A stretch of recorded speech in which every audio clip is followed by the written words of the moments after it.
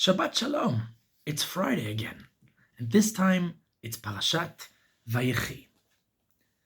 Today also happens to be the 10th of Tevet in the Jewish month, which is commemorated by the fast of Asara B'Tevet, the fast in which we remind ourselves of the history of persecution that the Jewish people have gone through throughout the years, starting with the beginning of the siege on Jerusalem by Nebuchadnezzar in the First Temple, and in modern day, the Rabbanut of Medinat Israel has decided already, I think, at the beginning of the State of Israel, to commemorate the Holocaust on this day in what they called Yom HaKadish HaKlali, the day of Kaddish. If there were people who, unfortunately, due to the Holocaust, we do not have the record of when they died, what date they died on, and their family wants to commemorate their memory and say Kaddish for them, this is the day in which you can say Kaddish for those who do not have a date of death, unfortunately. So this day, specifically, a combination of Erev Shabbat, in which everyone's running around getting ready for Shabbat, and also a fast day in which everyone is pausing to think, is a very confusing experience, I can say for sure. Not very many fast days do fall on a Friday, and we will be ending this fast day with Friday night davening, Kabbalat Shabbat, and Shabbat meal, which is in many ways a very unique way to come out of a fast. But I think if we tie all of these things together, there's actually a theme that we find in our parasha that addresses this issue, and in many ways a deeper issue, head on. The very end of Parashat Vayechi, which by the way ends the book of Bereshit, so we're coming to the end of the story of the family of Abraham, Isaac, and Jacob and their sons, the 12 tribes, and we're in many ways moving from the realm of familial story to a national story in Sefer Shemot. At the very end of Parashat Vayechi, the brothers, after their father's death, after Yaakov passes away, are scared because they're worried that maybe Yosef will take his revenge against them after his father dies. Now, this is a concept that we actually find in the previous generation. Their uncle, Esav, threatened to take his revenge on Yaakov after his father's death. So we see that in many ways, this might be a time where people might try and close their accounts. And yet, Yosef responds in a beautiful way. Vayomer alehem Yosef, al tirau. Yosef said, do not be afraid. Ki atachat Elohim ani. Am I an equivalent of God? Do I mete out justice? On the contrary, v'atem chashavtem alai ra'ah. Because you might have thought out and planned all sorts of evil and terrible acts against me, selling me to slavery, potentially even trying to kill me, kicking me out of my father's house, my inheritance. Elohim chashava letova. But God turned it around and made it positive. Leman asok hayom hazeh lachayot amrav. Because thanks to me, I'm able to save the world.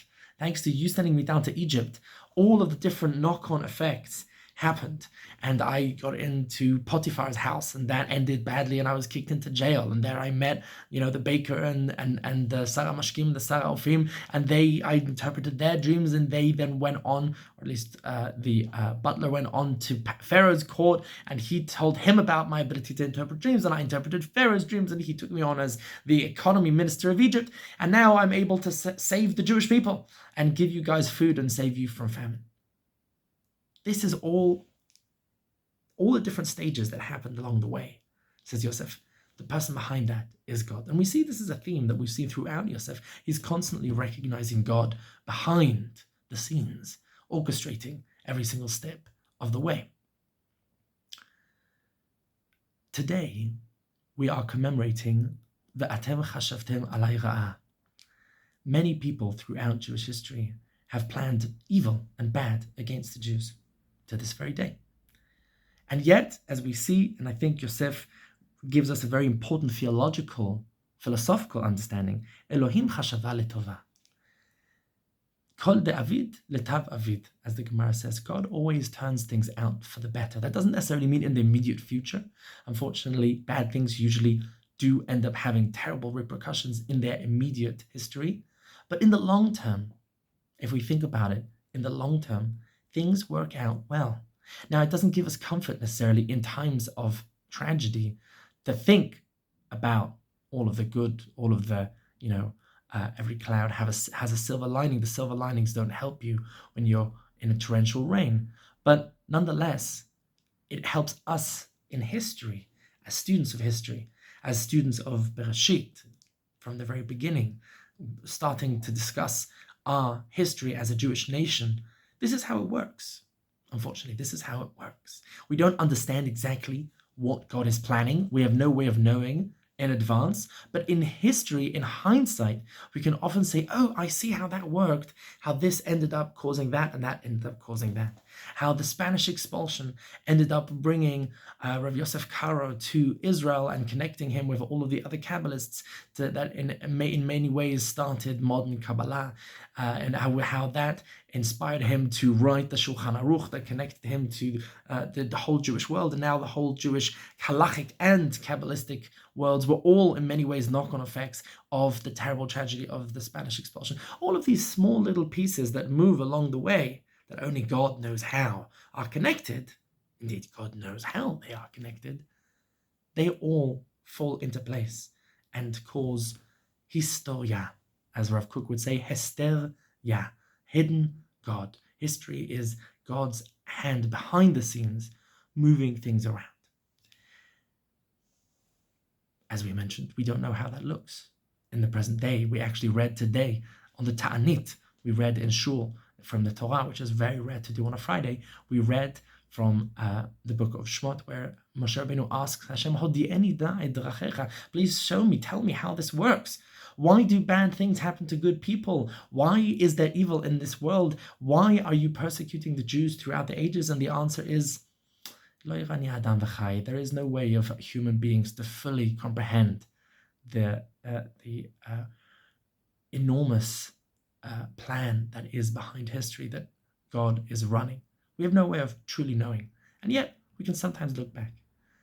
Today is Yom HaKaddish HaKlali, the day that we commemorate the Holocaust through Jewish eyes. We say Kaddish. The Holocaust is in many ways a Chilul Hashem. It is a desecration of God's name. Where was God in the Holocaust? And yet our response is Kaddish, Kiddush Hashem. We recognize that this sanctifies God's name, and this in many ways leads on to other things that do sanctify God's name. The most classic example, and again, this is not to minimize in any way the suffering of the Holocaust, but one cannot ignore the fact that from 1945 to 1948, only 3 meager years later, the Jewish people went from the lowest of the lows to the highest of the highs, to the rebuilding of the Jewish state, and in the ingathering of the exiles.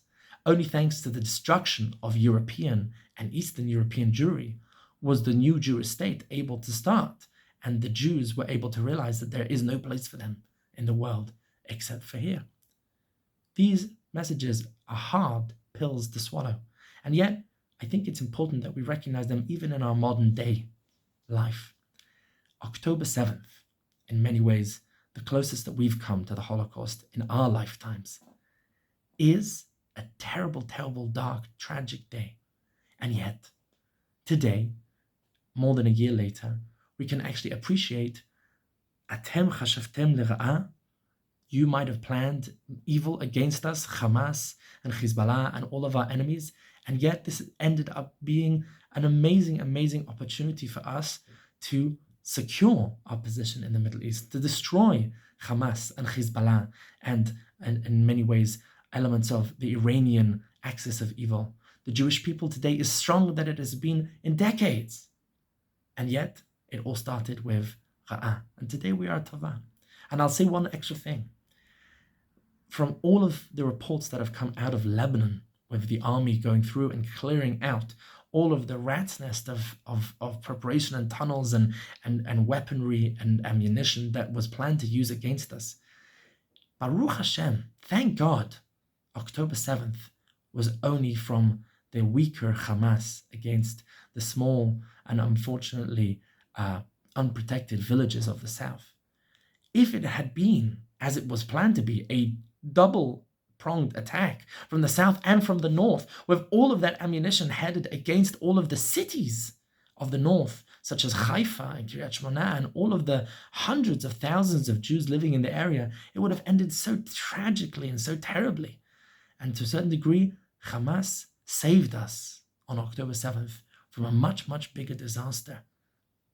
God saved us from a much, much bigger disaster. Sometimes even the bad. Tzarich levarich ala ra'ah, says Chazal, we need to bless on the evil as much as we need to bless on the good. Because the evil and the good all come from God.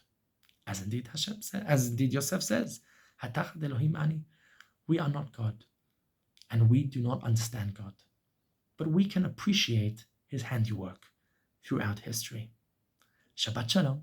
May you have a meaningful and deeper understanding of life today. Shabbat Shalom.